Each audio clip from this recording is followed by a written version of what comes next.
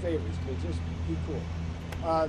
So what I want to talk first about is about, there's an article that appears today in Breitbart News, which deals essentially with an FBI agent named Walter Gio, who was recently fired by Kash Patel, the FBI director, and the media, led by the New York Times, is trying to make this guy a martyr.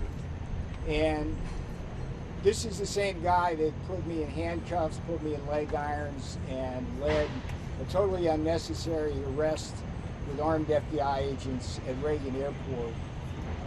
And bought my fiance, and he's a man who I will now show you really helps understand what has been a long-term, consistent, weaponized attack on Donald John Trump going back to 2016.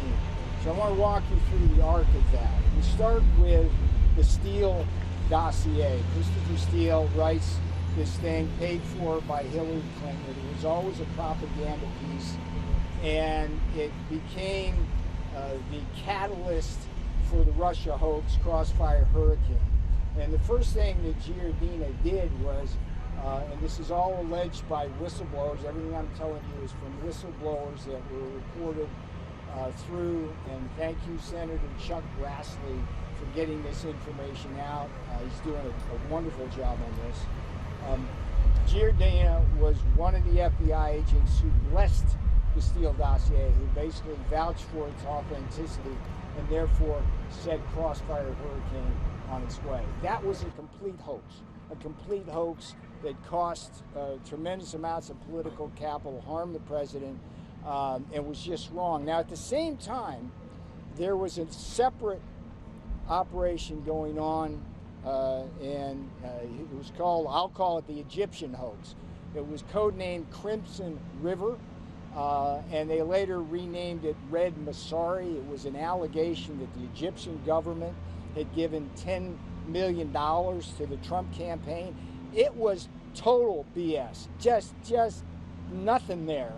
Again, Giardina played a central role in propagating that and then using that to do these investigations, do the leaks, do the smear tactics on Donald Trump.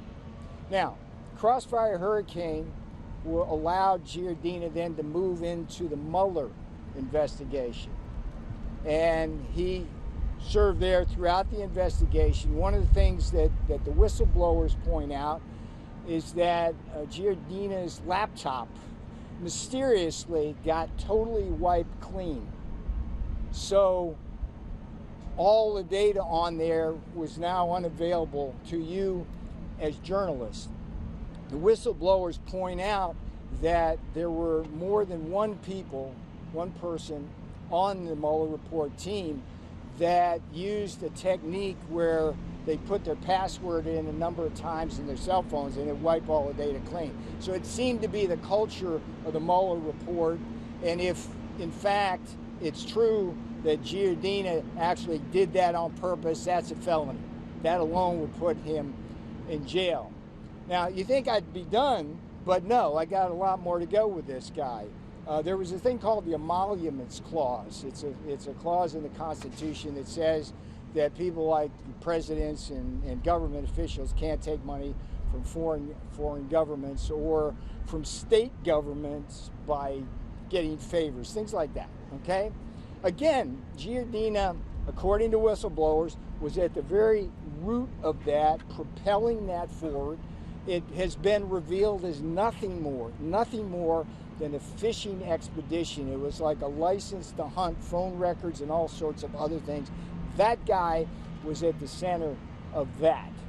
And then, in my view, some of the worst damage he did, not just to the president, but to a lot of people I consider my friends, is something called Operation Arctic Frost.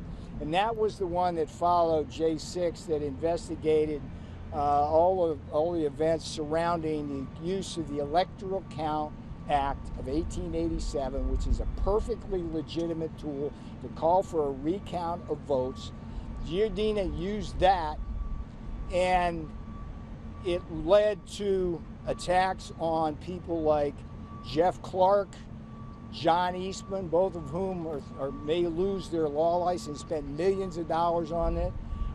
Jenna Ellis, Sidney Powell, Rudy Giuliani.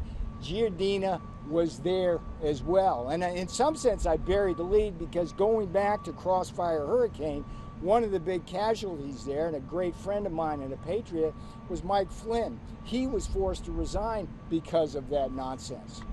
And when we lost Mike Flynn early on in the administration, we wound up with John Bolton. How'd that work out? One of the most treacherous people that's ever been in that West Wing. So this is the guy, if you weave that through, it paints a picture of a sustained effort by people inside the FBI, inside the Justice Department, inside what we love to call the deep state, which is what it is, inside the rhino wing of the Republican Party, going after Donald Trump. So this guy, nobody should feel sorry for him. He's not a martyr. New York Times, you got to do a better job of doing your journalism. And he's the guy that put me in handcuffs, put me in leg irons. He's the guy that served me with my subpoena. He's the guy who testified at the grand jury. And there's allegations there that that testimony was not truthful. He's the guy that testified at my trial. And I hold this man responsible, and it's not about me. I hold him responsible for a lot of what has been done to really erode trust of the American people in our American justice system. That's the story of Walter Giardina. I urge every one of you guys to read the Breitbart article, fact check me, and I dare you to find anything I say in there that's not absolutely true. And if it's absolutely true, that man needs to go before Congress. He needs to be hauled up, and he needs to be held accountable. And it's not just him. It's Obama, it's Clinton, it's Comey, Page, Clapper, Brennan, Schiff, and all the rest of them. Okay, that's that story.